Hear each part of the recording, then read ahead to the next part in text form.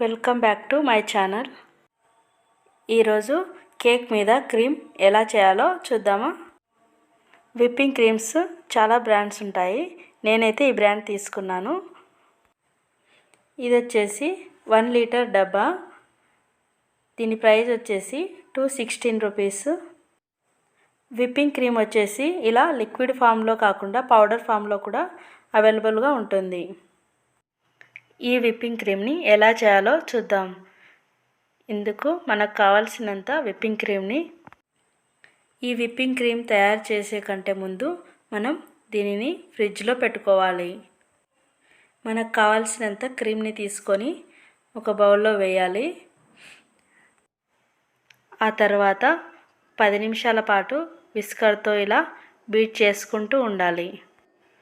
ఈ బౌల్ కింద ఇంకో బౌల్ పెట్టి అందులో ఐస్ ముక్కలు వేసి ఉంచుకోవాలి. ఇలా చేయడం వల్ల విప్పింగ్ క్రీమ్ తొందరగా కరెక్ట్ ఫామ్లోకి వస్తుంది. ఇలా థిక్గా పీక్స్ వచ్చేలాగా చేసుకోవాలి. ఇలా విప్పింగ్ క్రీమ్ లిక్విడ్ ఫామ్లో దొరకకపోతే పౌడర్ ఫామ్లో కూడా అవైలబుల్గా ఉంటుంది.